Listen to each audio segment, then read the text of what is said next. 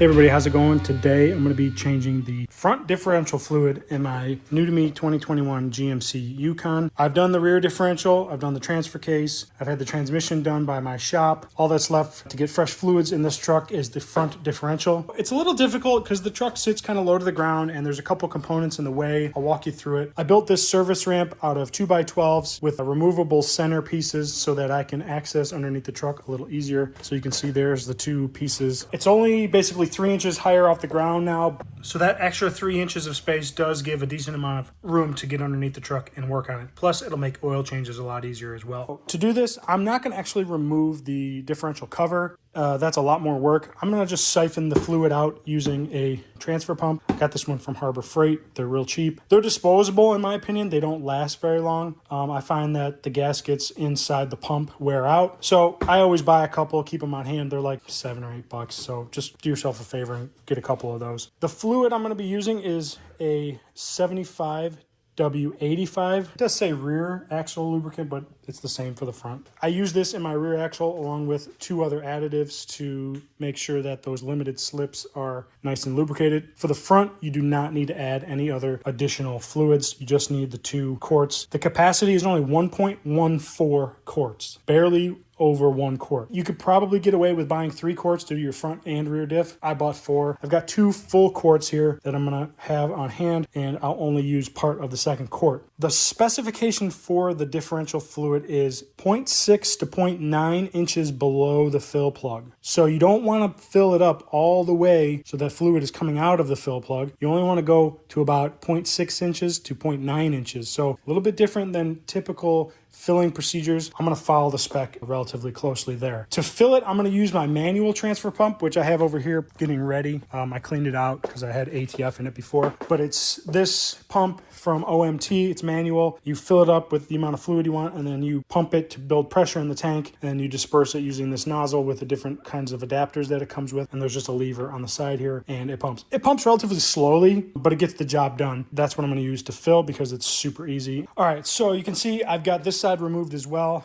The 2 pieces are out there like I showed you. Underneath the truck, I also built this with some kickers that go across that are removable. That's that one there, and there's the one for the back, just so when you drive up on it, it doesn't rack itself. And I just built this out of, standard lumber. I made these pieces overlap, so the middle pieces overlap, and then I just use these bolts that are drilled, and it secures them together good enough to drive on. Yeah, this is going to replace those ramps there that I built, because this keeps the truck level. Makes it easier for doing like differential fluids and oil changes and things like that. Anyways, back to the job at hand. So underneath the truck, there is a skid shield that we'll have to remove. There's 4 bolts. They are 13 millimeters, I believe. So I'll show where those are. We'll drop that cover out of the way, and that'll give us access to where the differential is, and we'll go from there.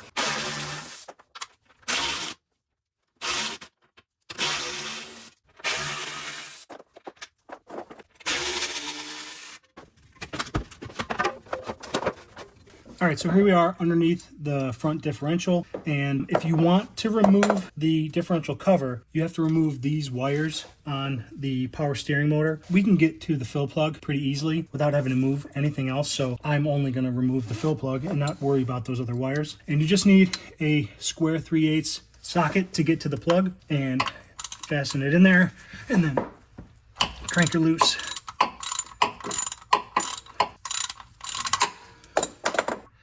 Comes loose now. But it doesn't look like this has a magnet. The rears had magnets. All right, so I've got my pump right here. I'm gonna take the tube and fish it down inside so that I can siphon the fluid out. I've got it in there a decent amount. We should pump and get fluid. So here we go.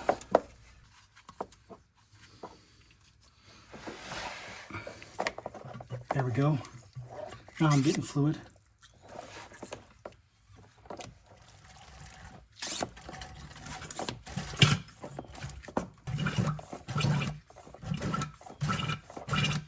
I'm going to try to reposition the hose a little bit, see if I can get any more. You obviously won't get all of the fluid out doing it this way, but you'll get the majority of it out. And since it's just a front diff, I'm not too worried about getting all of the old fluid out.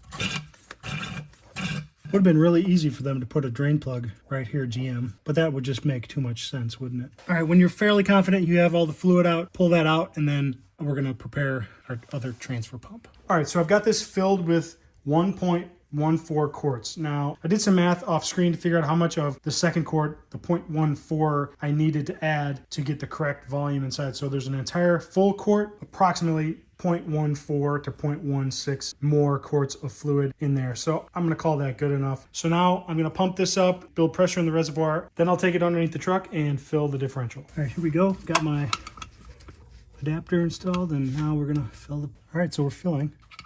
Oh, try not to make a mess. I should use a different adapter with a longer hook.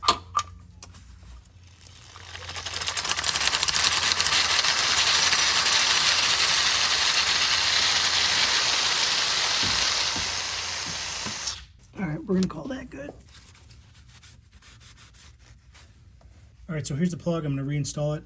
I checked the level using a zip tie. I bent it over with 1 inch long, and then I stuck it inside of that fill port, and then I saw where the level was on the zip tie. A makeshift dipstick. That's a good way you can use to check the fluid if you can't get your fingers up in there, because it is kind of tight. I'm gonna reinstall this plug and tighten it to 26 foot-pounds, which is not a lot. I'm not even gonna use the torque wrench, to be honest. Get our plug started by hand.